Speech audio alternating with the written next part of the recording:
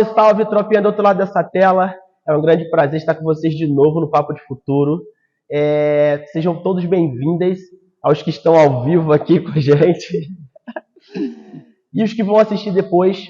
O Papo de Futuro ele é uma ferramenta de busca de pesquisa e estudo sobre a cultura suburbana periférica preta, mas não só sobre a cultura periférica suburbana preta, mas também a cultura suburbana periférica de outras etnias e de outros lugares, mas ainda assim e principalmente da cultura suburbana periférica e preta. É um prazer receber todos vocês aqui. Eu sou o Júnior Negão, eu sou um homem negro, estou de boné preto, blusa polo preta com os furinhos, short preto e chinelo rosa. Esse programa que nós estamos aqui, ele tem um patrocínio, um fomento direto do projeto de edital Cultura Presente nas Redes 2, patrocinado pela Secretaria de Cultura e Economia Criativa e Governo do Estado do Rio de Janeiro, com a realização do Gueto Coletivo, gerência de projeto e assistência de pesquisa de Gisele Nascimento e com o apoio da 12 Marketing do meu amigo Brian. Antes de eu entrar na questão mais tradicional das apresentações, eu vou dar um salve para minha mana aqui, Andréia. Oi, Andréia. Salve, Júnior. Fala pra gente como você tá também. Salve todas as pessoas que estão nos acompanhando. Eu acho que antes eu vou fazer também minha autodescrição. Eu sou uma mulher preta, de cabelo cacheado, também preto, médio na altura dos ombros. Eu estou vestindo um vestido amarelo escuro e um chinelo também amarelo de couro rasteiro. É isso. Muito bom ter você aqui. Nossa, cara, que honra ser dentro de um programa como esse, também extremamente importante, para falar da nossa cultura, falar da arte, falar, né, da movimentação cultural dentro das periferias, dentro dos subúrbios dessa nossa cidade, estado e país, né? Justamente. Completando a audiodescrição, finalizando e não menos importante, nós estamos usando de background, ou seja, a parte de trás do nosso cenário, é a exposição do meu amigo e artista potente Nelo, chama-se Da Minha Janela. Ela foi inaugurada também aqui no terreno do Gueto e ela vai rodar o país e vocês vão poder conhecê-la um pouco mais. Bom, falando de mim, tenho 41 anos, sou carioca da Gema, nascido no Morro do Andaraí, criado na abolição e apaixonado pelo terreiro chamado Vila Vintém, onde me abraçou e me acolheu sempre.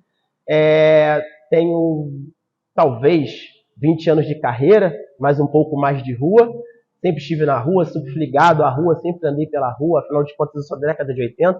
E na década de 80 era muito mais presente essa coisa de estar na rua, de ocupar as ruas, as famílias ficavam na rua, jogar bola e tudo mais. Mas ainda hoje se tem muito isso e o nosso papel também é continuar contando essas histórias, né, Andréia? Sou curador, sou colecionador de arte, desenvolvedor de potências e diretor criativo no Gueto Coletivo.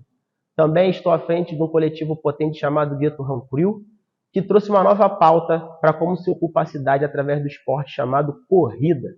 Hoje eu vou até ler, né? Porque assim, é muita coisa, eu tentei fazer um resumão, mas a minha convidada é minha amiga, minha irmã, meu ponto de inspiração também, Andréa Mendes.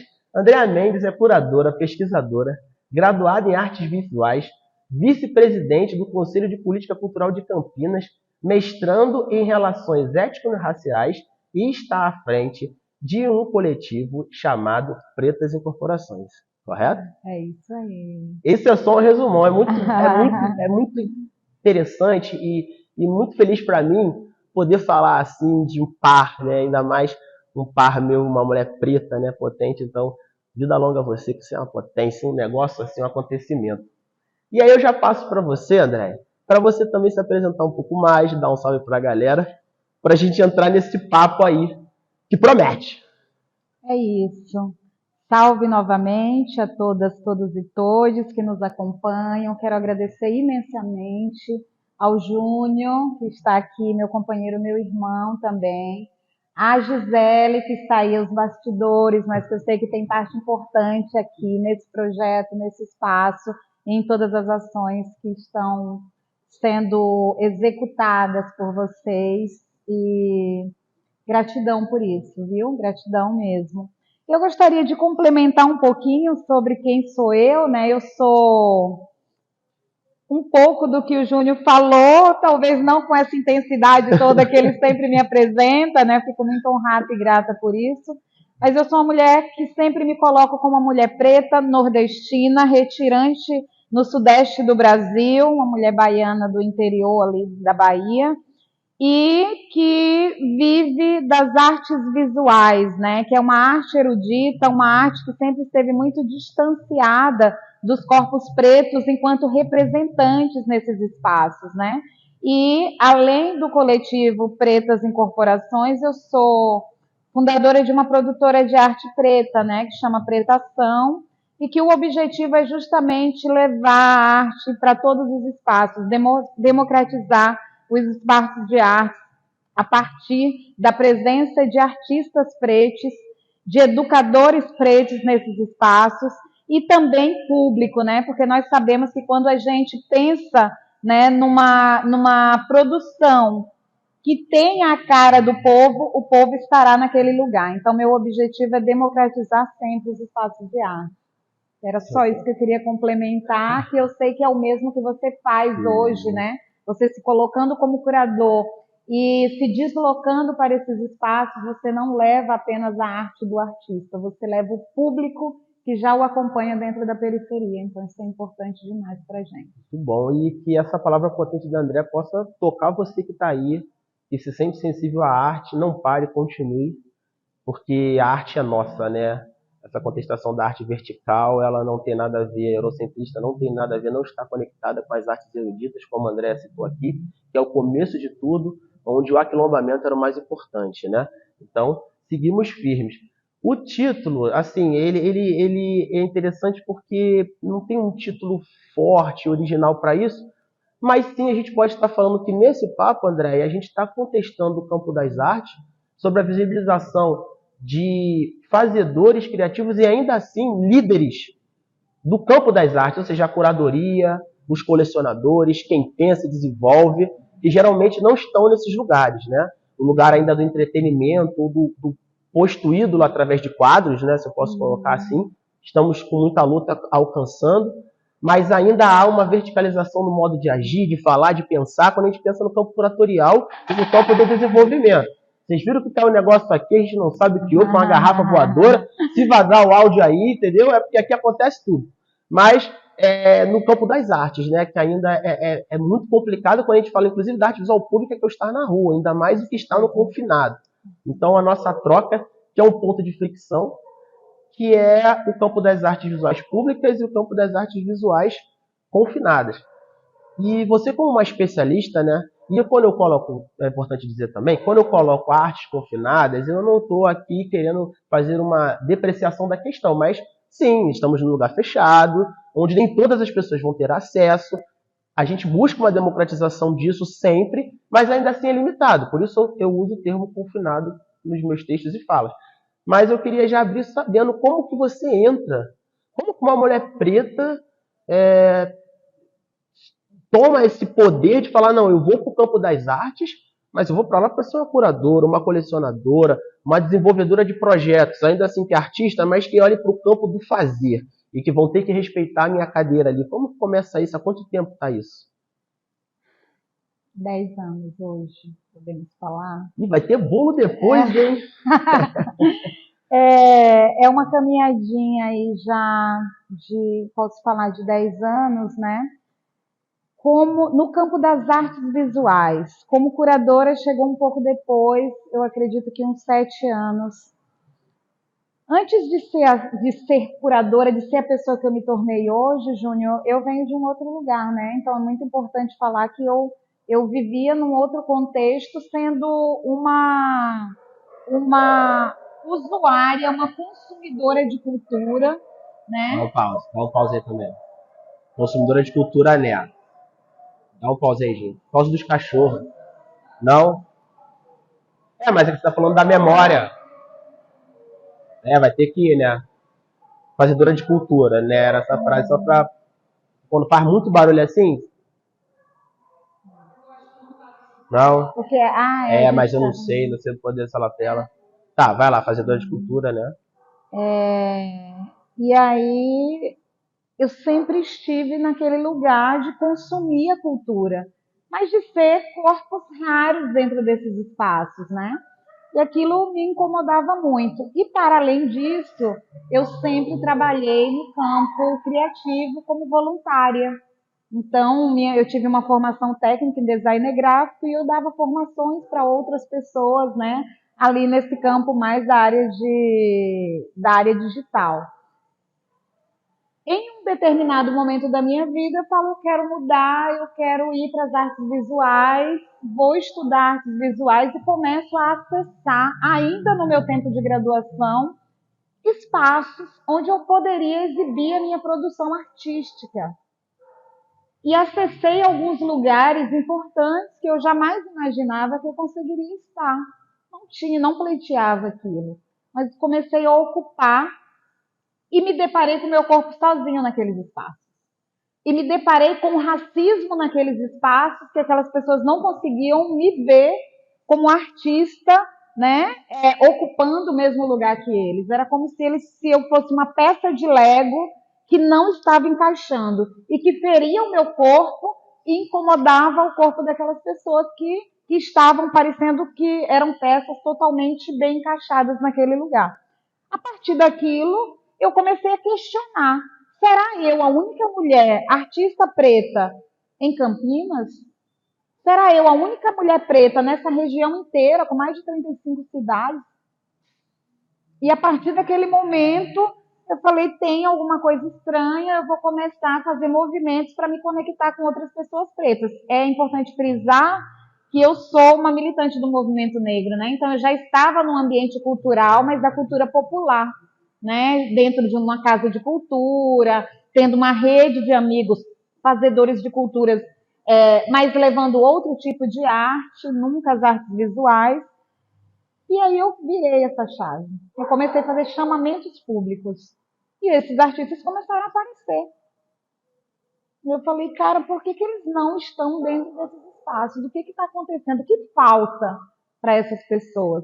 E aí, a partir dos diálogos, né, desses chamamentos, das exposições que eu fui fazendo ali inexperientemente, né, porque você vai fazendo de forma intuitiva, a partir da necessidade que você tem, eles começaram a se sentir, a demonstrar para mim que a ausência deles naquele espaço era porque a produção deles não era uma produção para aqueles espaços, porque eles sentiam que era uma produção inferior. E, na verdade, não são produções inferiores, são pessoas formadas, pessoas estudiosas, pessoas com produções acadêmicas, não deslegitimando as nossas produções de rua. Sim. Mas naquele momento o meu contato foram com artistas que estavam no campo acadêmico, inclusive. Mas por ser pretos não alcançavam. E nesse momento aí eu falei, então eu vou estudar e eu vou me tornar uma curadora e eu vou levar esse quilombo preto para dentro das galerias. Eu vou começar a produzir espaços que as pessoas se sintam acolhidas. Então a minha história na curadoria parte desse lugar, da ausência a partir da minha presença lá, e depois da possibilidade de transformar aquele lugar num espaço com mais equidade. E você fala, já é até um gancho para a segunda pergunta, mas queria mandar um salve para a Brenda Nicole, maravilhosa, né? Que é uma dessas potências que você descobre, né? Brendinha, olha, uma potência, se não fosse esse teu olhar rebelde, né? E de não conformidade, não chegaria aonde chegamos, com quantas artistas que você descobre, e como a Brenda que também costurou a nossa jornada de estarmos juntos, né, Andréia? E aí é muito doido, porque eu também fui mais ou menos essa coisa, né? Eu sempre fui apaixonado pelas artes de rua. Quando a gente fala arte urbana, é equivocado, porque o urbano é todo um cenário. É a favela, é o asfalto, o urbano é o cenário. E nós somos os cosmopolitas dentro desse cenário urbano. Não existe arte urbana. É arte de rua, arte suburbana, periférica. Né? E aí, um era grafiteiro, o outro era pichador, o outro era skatista. E apesar de ser muito dedicado a todas essas ocupações, essas histórias, eu sempre quis contar a história porque era isso. Sempre quando eu ia olhar para alguém que estava contando a história, narrando, eram pessoas bem diferentes de nós, de lugares bem diferentes de nós. Então já era um processo de antropofagia muito forte, que já vem replicado na semana de 22, que tenta apagar a Pixinguinha e toda a potência preta da pequena África, e também foi assim, acredito, em São Paulo, com todo aquele processo genocida e de busca de invisibilização e apagamento. E aí eu comecei a me colocar a essa coisa de contar história, né? E aí de uma história bem pequenininha, que é o Ataque Fat Cap ali, ele começa a tomar esse molde de, pô, vamos contar a tua história. E aí já vem aquela nossa curiosidade, porque também é importante falar que a gente veio do mercado corporativo antes disso, né? Exato. E esse mercado corporativo deu essa base também, né? Para olhar, não, vamos olhar isso como negócio. Sim. E começa a ajeitar, e aí mais uma vez cito o Gisele aqui, que a Gisele fala, não, você tem que ir para o campo curatorial confinado. Eu falei, não, a minha pátria é o céu, como minha mãe sempre falava, né? A terra não é nossa, filho, nós estamos roubados aqui, mas a nossa pátria é o céu. E aí eu falei, não, a minha pátria é o céu, onde estão meus amigos? Eu falei, não, mas você tem que levar esse corpo para lá. E aí eu começo a estudar, e aí todas essas potências que atravessam essa minha jornada, como você, como Keina Ellison, Renata Bittencourt, a Clarice Diniz, e aí e coincidentemente mulheres, né? É um privilégio Mulheres danado, né? A maioria. E não foi procurado, foi uma coisa que... E aí eu vou criando essa vontade de colocar uma galeria, a Galeria Gueto em pé, junto com a Paralela, né? Que é essa ferramenta expográfica, mas por falta de não ter. E o êxodo, né? Eu não sei como em São Paulo também pode falar disso, mas aqui no Rio é um êxodo. Você tem que sair da periferia para ir para os bairros mais abastados para consumir arte tradicional, né? Que é onde a crítica coloca como, não, isso aqui pode ser criticado, isso aqui pode ser colocado num cerne tradicional, europeu, enfim. E ter que ir para uma festa, receber outros artistas, você tem que sempre ir para os lugares mais abastados. A gente já tem esse êxodo de ter que entrar no trem todos os dias para cortar a cidade, somente em períodos pandêmicos também foi essa realidade, onde você tem que ir atender os bairros mais ricos. Então a gente é a potência também, não tirando espaço de ninguém, mas buscando a normatização dos nossos espaços, do nosso lugar nesses espaços. E aí começa essa história. E aí a segunda pergunta é justamente sobre isso.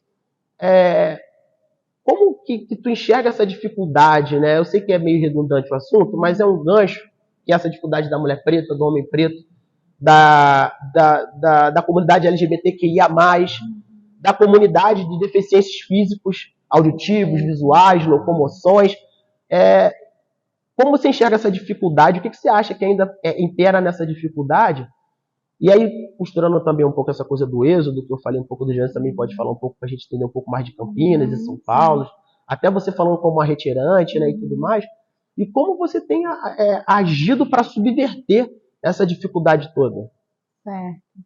Eu acho que tem algo que eu vou falar aqui, gente. Eu conheci o Júnior saindo aqui da zona norte do Rio, onde nós estamos, atravessando a cidade, indo para o outro lado da ponte Rio-Niterói, né? Nos conhecemos dentro do Museu de Arte Contemporânea de Niterói, onde essa artista preta, né, que ele citou aqui, que é a Brenda Nicole,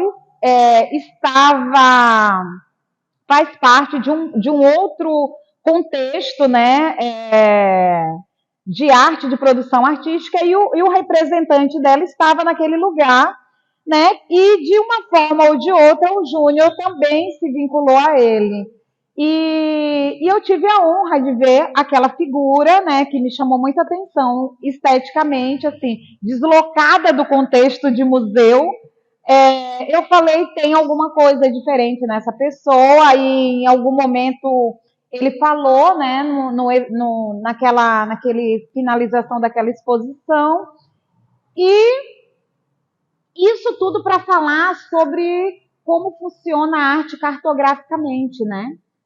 Aquele encontro poderia ter se dado aqui dentro desse próprio espaço deles, ou dentro de qualquer outro aqui nessa Zona Norte, que é tão enorme, né? Duas pessoas que moram muito próximas, mas que a arte não conectou na sua própria região e fez fazer um percurso atravessando a cidade. E que foi uma honra ter feito esse percurso, ter conhecido ele mesmo dessa forma. Mas onde eu estou querendo chegar de fato, dentro das periferias não há ainda hoje uma tendência, né, educacional e de entender a importância da formação cultural para o povo periférico. Isso, infelizmente, nos foi negado, o direito de estudar para poder valorizar essa arte. A carência está aí, Júnior, e é uma carência do que você fala aqui, da necessidade da gente fazer essa alteração, né, no Código das Artes Visuais a partir do nosso território, porque eu preciso formar as pessoas que estão aqui, eu preciso dizer para elas que elas podem ser produtoras, serem consumidoras e serem pessoas que estejam em qualquer lugar, inclusive. Eu acho que a arte, como você põe, né, essa arte confinada, essa arte que está naquele espaço que, primeiramente, nos chama a atenção a arquitetura, porque quando você tem uma limitação geográfica dentro do seu ambiente, você vê espaços que você olha e você diz assim, esse espaço é a minha cara. Você entra, você não se incomoda em entrar em uma loja periférica. Mas quando você se desloca ao centro, você tem problemas porque você não sabe como aquela pessoa vai ler você. Agora imagine numa galeria de arte na Barra da Tijuca, zona sul do Rio de Janeiro. Uma pessoa preta que chegou lá no MAC, entrando dentro daquela galeria lá na Barra da Tijuca. Como será que essa pessoa seria recebida? Sim.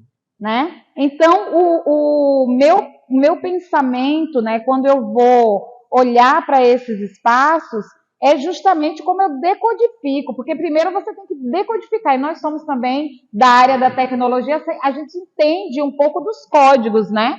Esses códigos precisam ser primeiro entendidos. O que esses códigos querem falar, querem comunicar, e como eu posso usar esses códigos para subvertê-los. Então, o meu objetivo é sempre a subversão desses códigos. Eu quero olhar para eles, me interessa ler, me interessa saber porque ele está sendo, a manutenção dele está sendo feita o tempo inteiro, mas como que eu vou romper para me abrir um caminho paralelo? Para me abrir um caminho paralelo. Eu acho que a ideia é essa, eu não quero permanecer nesse caminho. Eu quero criar novas encruzilhadas, novas possibilidades para que as pessoas possam ir e se sintam, de fato, penetrando dentro de caminhos que os acolham. E isso não quer dizer que eu queira apenas a arte dentro da periferia. Eu concordo que a arte tem que estar em todos os lugares. Eu concordo que o nosso povo deva estar nas galerias mais importantes do Rio de Janeiro. Mas eu também entendo que a arte dentro da periferia precisa ser visitada. Então, esse trânsito de ir e vir desses dois lugares é extremamente importante. E aí é importante falar aqui para você que no meu TCC, em artes visuais, a minha problemática foi em cima de dois temas que você trabalha. O hip hop e a invisibilidade da arte dentro das periferias. Então, o tema do meu TCC de artes visuais foi: se o museu não vai à quebrada, a quebrada ocupa o museu. Foi o meu projeto de TCC e foi uma exposição que contou, uma pesquisa que contou a história do movimento hip hop da minha cidade. Incrível. E foi levado para o museu lá, o Museu Central, que é o famoso Palácio dos Azulejos, o Museu da Imagem do Som, obras de fazedores de arte com 30 anos de história naquela cidade e que passavam invisibilizados. E eles foram fazer comigo essa produção. Eles foram os artistas, eles foram os educadores, eles foram os mobilizadores para o público entrar dentro daquele lugar. Então, para você codificar alguma coisa, você precisa primeiro entender os códigos que já estão, né? Então, essa é a minha caminhada, é nisso que eu acredito, e é assim que eu acredito que a inserção é possível. Você indo mas você trabalhando coletivamente, sabe? O aquilombar é urgente, Aquilombada né? sempre, O sim. aquilombar é urgente e não quero falar muito de sincretismo aqui, não é o cerne da coisa, mas inevitavelmente isso é ser o povo de rua, né, minha irmã? Do Com axé. certeza. Isso é ser isso é Exu, é o aquilombar, e de novo, não é religião e nem sincretismo, mas é uma verdade de povos É originários. um Então, movimento, é um movimento, é prática justamente, nossa, da vida. justamente, a cobra mordendo o rabo, né? Exato. E eu queria também citar aqui uma galeria muito interessante, que é a galeria do Alan, que mora nas Cinco Bocas, que é uma favela também aqui do Rio de Janeiro, aqui da periferia do Rio de Janeiro, e lá tem a galeria Cinco Bocas, né? O Alan também tem feito um movimento muito interessante nessa coisa do ir e vir. E o que eu vejo quando você vai falando sobre recodificar é essa importância do estudo, né? A gente não arredar, porque tem que estudar. Para a gente contestar, a gente vai ter que construir e depois desconstruir. Exato. E é nessas andanças, nessas buscas que eu vi a pichação, ela é muito segregada e muito marginalizada, mas quando você vai em alguns espaços abastados, ela é proposta como uma arte visual. Então, como que isso, né, é severo? Então, não, vamos trazer isso também para dentro da galeria, vamos fazer uma exposição de técnicas de pichação, como é o grafite, como são outras prepositivas da arte. E é muito interessante quando você também vem trazendo o outro lado, que é esse lado confinado de, tipo, muitos artistas ainda são representados por pessoas que não têm aquela vivência deles, né? Sei lá, a gente vai citar a Brenda Nicole. Ela tem você como esse suporte, essa descobridora, essa potencial desenvolvedora de potência sobre ela ali. Hoje, e não falando porque o Vitor é uma excelente pessoa, é uma pessoa antirracista no posicionamento de um homem branco. Ele tem a busca dele de entendimento e quebrar esses cortes severos, mas você vê que ainda assim ela ainda é representada, e a maioria ainda são representados por pessoas brancas. E, de novo, não estou querendo levar aqui a pauta do racismo, mas eu quero levar a pauta da invisibilização. Porque se a gente não tem pessoas estudadas e preparadas para representar artistas pretos, ou seja, os curadores e os colecionadores, a gente fica muito distante disso, né? Isso é muito complicado. E aí, eu queria trazer uma pergunta também, que pode parecer redundante, mas eu acho que não é, porque ele é um assunto que é imperativo ainda assim, que não dá para tratar isso como normatização. Como é para você uma mulher preta, retirante, mulher de novo, mulher várias vezes, trabalhar com assédio, com o desmerecimento do seu trabalho, sabe, o pré-julgamento de quem você é, como você consegue ter altivez e vai cortando essas malhas, sabe? Como que é isso?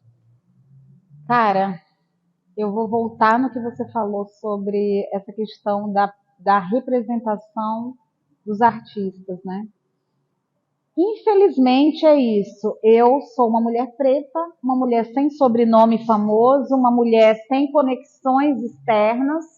Eu sou apenas uma pessoa corajosa que teve disposição para poder olhar para essas mulheres, para essas potências e dizer para elas que elas eram potências.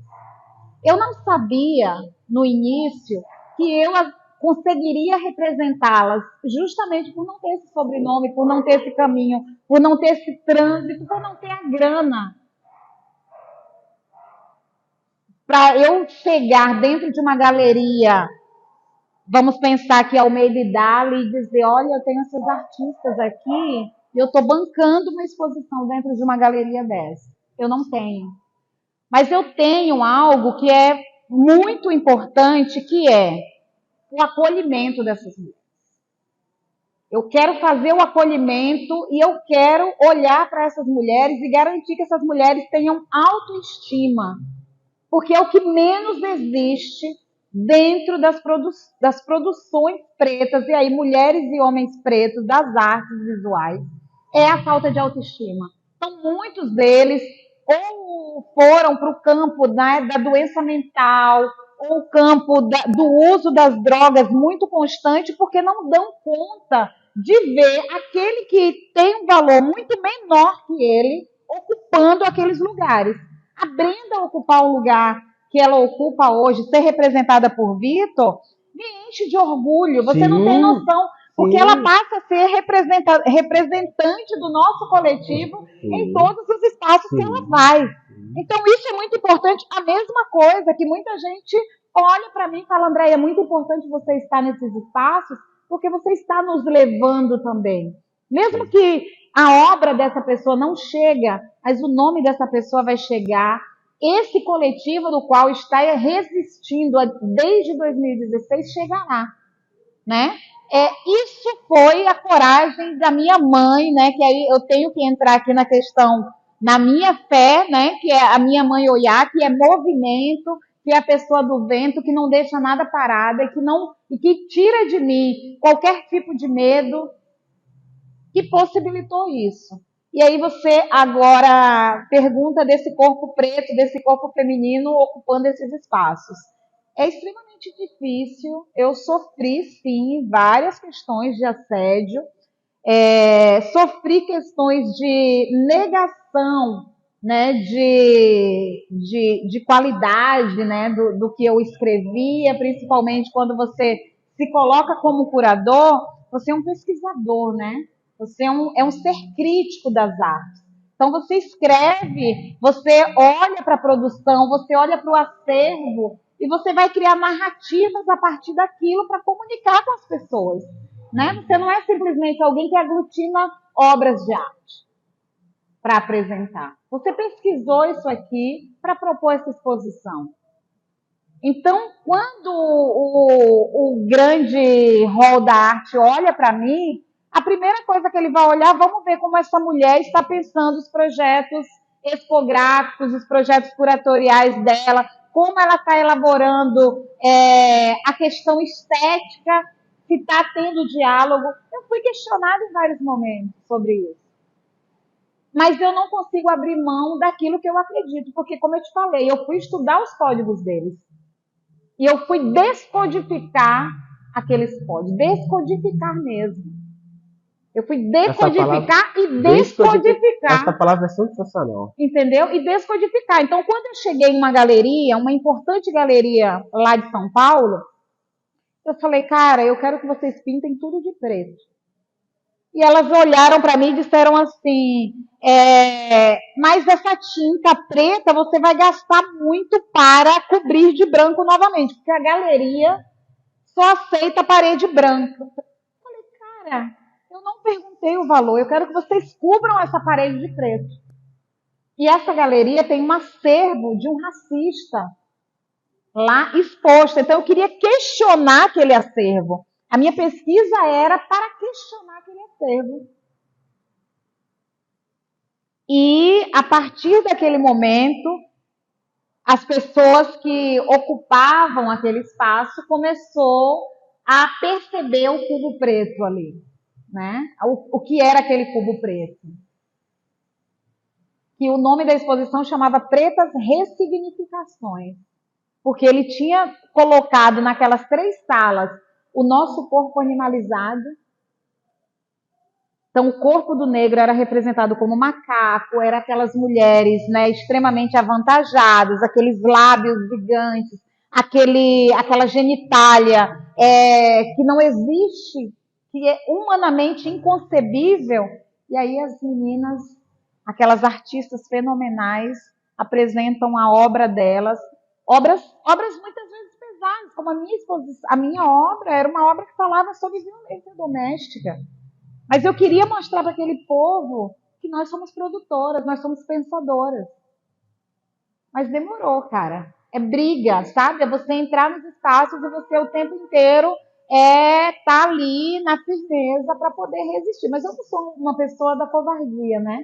Então eu sigo resistindo. Obviamente que eu acho que a dificuldade hoje já não passa para mim, pelo menos, muito no campo de gênero. Eu acho que passa mais no campo de raça, porque tanto eu como você aqui, a gente tem uma rede de mulheres pretas já dentro desses espaços e que vem fazendo um trabalho muito legal de nos incluir nesses espaços, né? Sim. Dentro do que elas podem, eu acho que esse é o papel que tanto eu como você cumprimos, de entender que nós subindo, nós não subiremos só.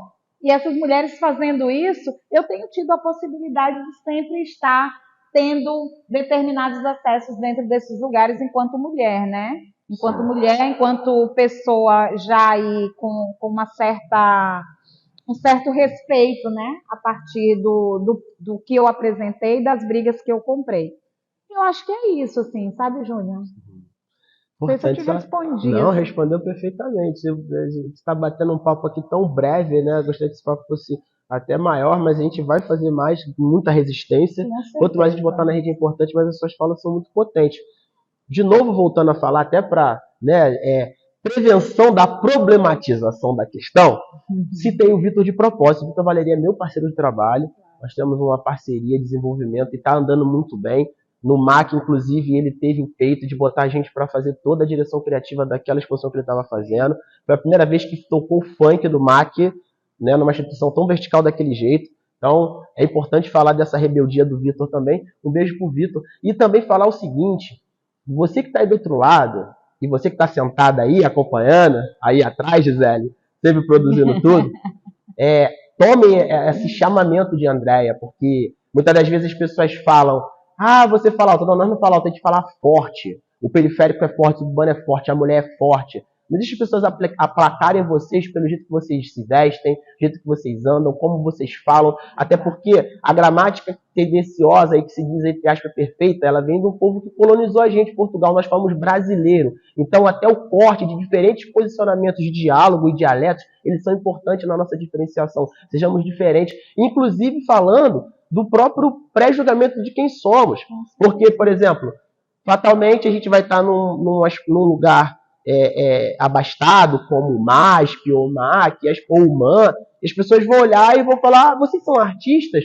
Porque é difícil conceber que um preto e uma preta esteja naquele ambiente se não for pela mão de alguém que possibilizou, que seja representado dentro da cadeia artística de produção, e o que é importante, muito importante temos.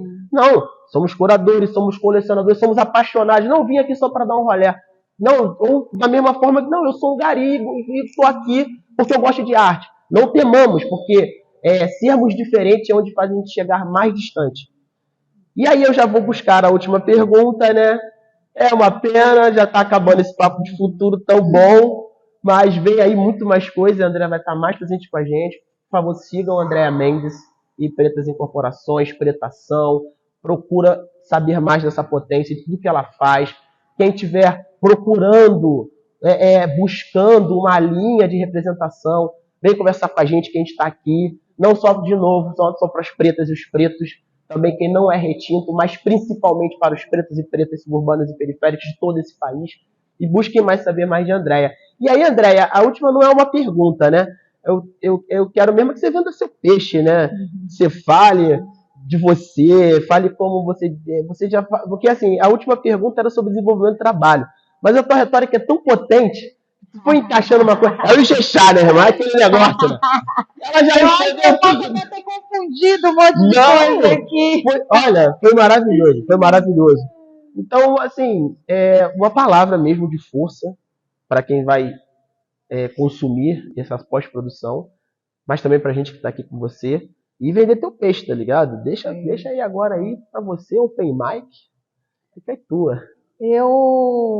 Todas as vezes, né, que eu venho me aquilombar, que eu venho falar com pessoas pretas, com pessoas que produzem a cultura nesse país, porque quem está na base, quem está por trás, quem está ocupando esses outros lugares que a gente normalmente não vê, são pessoas pretas em sua maioria. Eu acho que é muito importante falarmos sobre isso. Inclusive antes, né, naquele papo inicial, eu e Gisele estávamos falando disso. O quanto essas pessoas que estão por trás, quanto o montador da exposição não é visto. Quem sabe o que é um montador de exposição? Quem sabe o que é um cenógrafo de exposição? Quem sabe o que faz uma transportadora de obra de arte? Não é a mesma coisa de transportar qualquer outro objeto.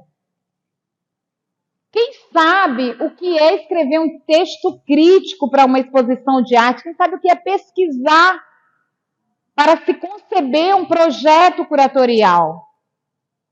Então é muito importante, eu deixo aqui, Júnior, assim como uma fala, né, final, muito que todas as pessoas que têm interesse nas artes, e aí as pessoas que já estão, né, dentro desse cenário, que visitam museus, que visitam galerias, olhem para além da obra que está ali.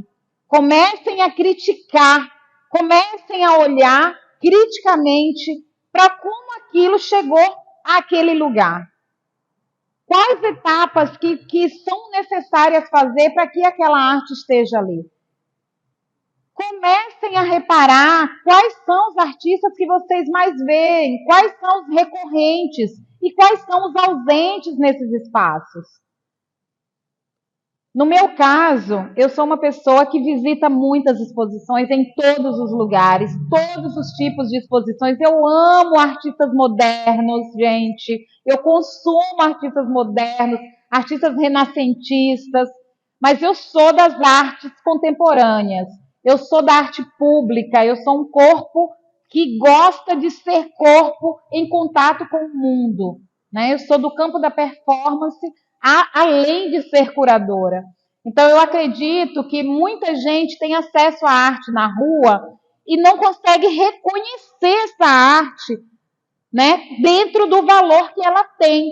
Então, é importante falar, nós estamos vivendo o tempo das artes contemporâneas. Aproveitem que a arte contemporânea é democrática, ela é aberta a todas as pessoas. Você não precisa ir para a academia para se tornar um artista. Você não precisa precificar a sua obra em milhões para ser valorizado como artista. Olhe para tudo que está em sua volta para que você possa se reconhecer e ter autoestima a partir do que você vem produzindo dentro do seu lugar. É isso que eu deixo de recado para vocês, é isso que eu pratico na minha vida. Eu sou artista, sou curadora, sou produtora, faço um monte de coisas no campo da memória também, né? Trabalho como inventariante de acervos. Isso para vocês saberem que a arte também, para pessoas pobres, ela precisa ser múltipla. Você tem que ter múltiplas funções para sobreviver de arte. Eu sou uma sobrevivente de arte. Eu não sou uma pessoa que está dentro do grande hall da arte que apenas vive e consome arte. Eu sou uma pessoa sobrevivente. Eu preciso fazer inúmeras coisas para viver de arte.